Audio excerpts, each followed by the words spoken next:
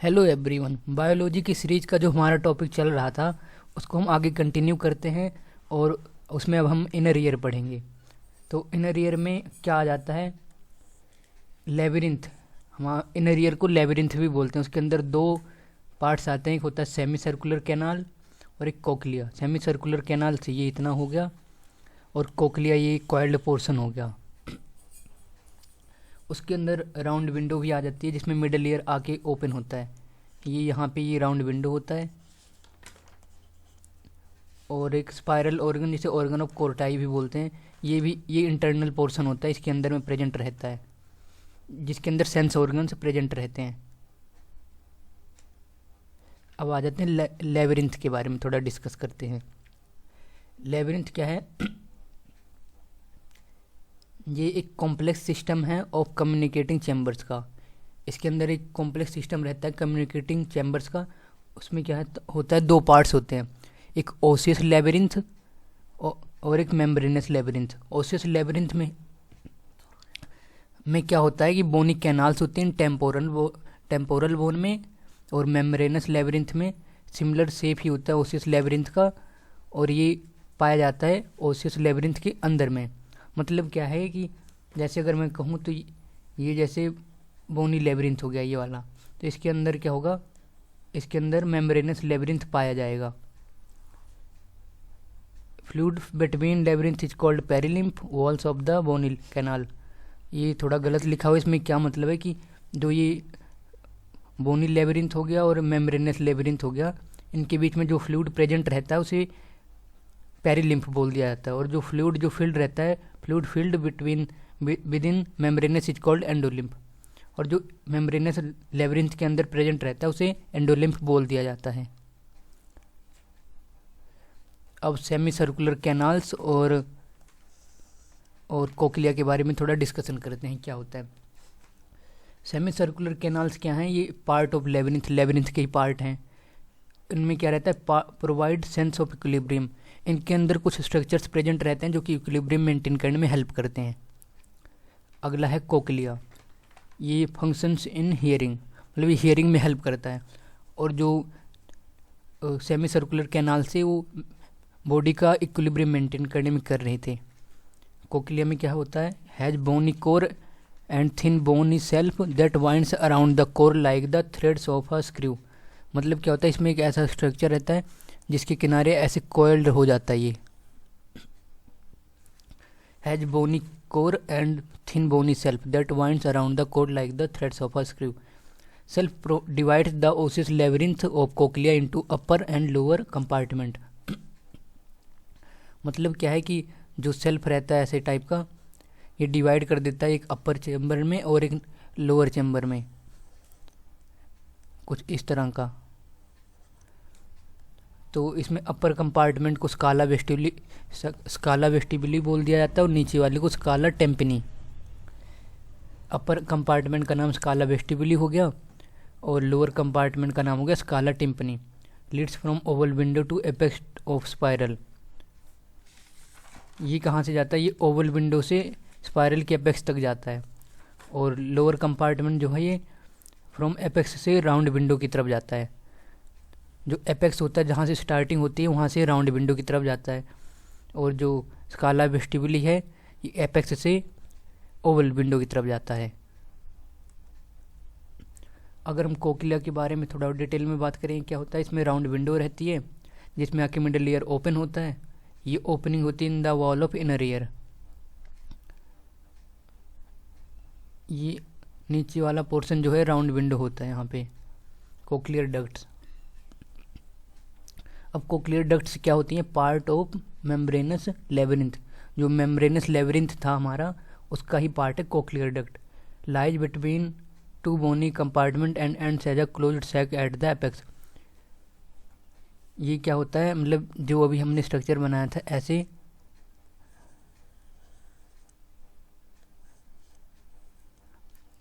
ये सारा cochlear duct ही हो गया। इसमें स्काला वेस्टिबुली और ये नीचे स्काला टेम्पनी और बीच में स्काला मीडिया होता है। तो ये क्या करें, lies between two bony compartments and ends as a closed sac at the apex. ये ऐसे घूमता रहता है और लास्ट में ये एपेक्स जो होता है यहाँ पे ख़त्म होता है जाके। Separated from scala vestibuli by vestibular membrane, जिसे रेजिनर मेम्ब्रेन भी क्या कहा जाता है। ये कोक्लियर डक्ट होती है, ये स्काला वेस्टिबुली से यहाँ पे एक मेम्ब्रेन होती है जिसे रेजिनर्स मेम्ब्रेन बोला जाता है, उसे सेपरेटेड रहती है। Separated from scala tympani by basilar membrane, नीचे की तरफ कौन सी मेम्ब्रेन रहेगी, बैसिलर मेम्ब्रेन। स्पायरल ऑर्गन की बात करें तो also called known as organ of Corti, जो स्पायरल ऑर्गन है, ये मैं दोबारा से बना देता हूँ एक बारी।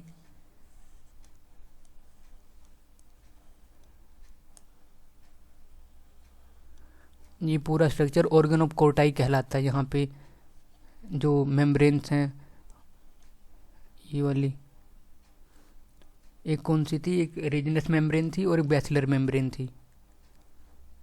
तो इस पे रिसेप्टर्स, कुछ रिसेप्टर्स पाए जाते हैं इनके ऊपर, यहाँ पे जिन्हें हेयर सेल्स बोला जाता है। जो ऑर्गन ऑफ कोर्टाई होते हैं उनमें हेयरिंग रिसेप्टर्स होते हैं, और रिसेप्टर सेल्स में क्या होता है, उनको हेयर सेल्स बोला जाता है। ये फंक्शन समवॉट लाइक न्यूरॉन्स, ये न्यूरॉन्स की तरह काम करते हैं। Move back and fourth depending on pitch of sound. अब क्या होता है, जैसे बाहर से जो आउटर ईयर ने जो वाइब्रेशन सुनी वो यहाँ तक पास होती है, इसके बाद इन हेयर्स पे कंप्रेशंस होता है, जिसकी वजह से ये साउंड जो है इम्पल्सिस में ट्रांसफ़र हो जाते हैं, कन्वर्ट हो जाते हैं, और हम उसको कन्वर्ट करके सुन पाते हैं। फिर यंग पर्सन में क्या है, detect sound wave ranging from 20 to 20,000 और मोर वाइब्रेशन पर सेकेंड। ये हेयर्स 20 to 20,000 वाइब्रेशन को हेयर कर सकते हैं। 2000 to 3000 is the range of greatest sensitivity, इस पर ये सबसे ज़्यादा सेंसिटिविटी से रिसीव कर सकते हैं इनको, वाइब्रेशंस को। अब आ जाते हैं थोड़ा नर्व पाथवे क्या होता है। टेम्पोरल लोब्स इंटरप्रेट हियरिंग, जो हमारे ब्रेन में टेम्पोरल लोब्स होते हैं वो हेयरिंग को इंटरप्रेट करते हैं। Follow the vestibulo cochlear cranial nerves, हमारे ईयर से एक वेस्टिबुलो कोक्लियर क्रेनियल नर्व जो है ब्रेन के पास जाती है इस सिग्नल को लेके। सेंस ऑफ इक्विलिब्रियम, अब हमारा ईयर जो है वो हियरिंग के साथ साथ इक्विलिब्रियम मेंटेन करने का भी काम करता है। Two senses, two different sensory organ, एक जो है स्टैटिक इक्विलिब्रियम मेंटेन करता है और एक डायनेमिक इक्विलिब्रियम मेंटेन करता है। स्टैटिक में क्या होगा, sense position of head, head की पोजीशन को सेंस करता है और मेंटेन करता है stability and posture when head is still, जब हम खड़े रहते हैं तो उस टाइम पे जो इक्विलिब्रियम मेंटेन होता है वो स्टैटिक के द्वारा होता है। और डायनेमिक में क्या होगा, सडन मूवमेंट और रोटेशन ऑफ हेड, जब हम हेड को रोटेट करते हैं तो उस टाइम पे जो इक्विलिब्रियम मेंटेन होता है वो डायनेमिक के द्वारा होता है। एड इन मेंटेनिंग बैलेंस, तो और ये बैलेंस को मेंटेन करने में हेल्प करता है। स्टैटिक इक्विलिब्रियम में अगर थोड़ा डिटेल में बात करें तो क्या होता है, जो वेस्टिब्यूल थे हमारे, उनमें क्या होगा कि bony chamber between semi circular canal and cochlea, इनके बीच में एक बोनी चैम्बर पाया जाता है सेमी सर्कुलर कैनाल्स और कोक्लिया के बीच में। उनमें क्या क्या होता है, यूट्रिकल, सैक्यूल, ये दो स्ट्रक्चर पाए जाते हैं। जैसे ये हमारे सेमी सर्कुलर कैनाल थे और ये कोक्लिया थे, उनके बीच में ये वाला स्ट्रक्चर जो बोनी चैम्बर्स प्रेजेंट होते हैं कुछ, एक यूट्रिकल होता है, ये वाला यूट्रिकल हो गया, ये सैक्यूल हो गया। Each of these have tiny hair like structure called macula, इनमें कुछ छोटे छोटे हेयर लाइक स्ट्रक्चर होते हैं जिन्हें मैक्यूला कहा जाता है। हेड बेंडिंग फॉरवर्ड बैकवर्ड और to one side stimulate hair cells, अगर जब हमारा हेड फॉरवर्ड और बैकवर्ड हिलता है तो वो क्या करते हैं, हेयर सेल स्टिमुलेट हो जाते हैं और ये मेंटेन करते हैं हमारा स्टैटिक इक्विलिब्रियम को। अब आ जाते हैं डायनेमिक इक्विलिब्रियम पे।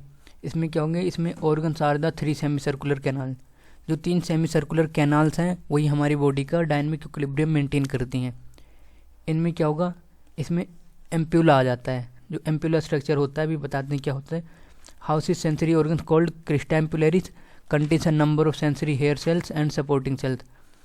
एम्प्यूला जो स्ट्रक्चर होता है उसमें एक सेंसरी ऑर्गन होता है जिसे क्रिस्टा एम्पुलरिस कहा जाता है, उनमें काफ़ी सारे नंबर ऑफ सेंसरी सेल्स होते हैं जो कि, और सपोर्टिंग सेल्स होते हैं जो कि हमारी बॉडी का डायनेमिक इक्विलिब्रियम मेंटेन करते हैं। जो क्या होता है, जैसे जो हमारी सेमी सर्कुलर कैनाल है वो जहाँ पे जुड़ती हैं जाके नीचे, तो वहाँ पे एक बल्जिंग पार्ट होता है, इसे ही एम्प्यूला बोला जाता है। Rapid turns of head stimulate Crysta ampullaris, जब हम हेड को बार बार स्टिमुलेट करते हैं तो उसकी वजह से क्रिस्टैम पिलेरिस एक्टिवेट हो जाता है। Semi circular canal move with head but fluid stays stationary. अब जब हमारा हेड मूव करता है तब तो सेमी सर्कुलर कैनाल मूव करती हैं, लेकिन जो उसके अंदर फ्लूइड रहता है वो स्टेशनरी ही रहता है। सेरिबेलम भी इसमें कुछ हेल्प करता है। Parts interpret impulses from semi circular canal. जो सेरिबेलम के कुछ पार्ट्स होते हैं वो जो इम्पल्सिस सेमी सर्कुलर कैनाल से आते हैं उनको इंटरप्रेट करता है और डायनामिक इक्विलिब्रियम मेंटेन करने में हेल्प करता है। Other organs help maintain balances. कुछ और भी हमारी बॉडी में स्ट्रक्चर हैं जो कि हमारी बॉडी का डायनामिक इक्विलिब्रियम मेंटेन करते हैं, जैसे कि आइज हो गई और हमारी नेक का जो जॉइंट हो गया, ये भी हमारी बॉडी का डायनामिक इक्विलिब्रियम मेंटेन करता है। तो थैंक यू, हम आज के लिए बस इतना ही। अब मिलते हैं अगले वीडियो में। Thank you.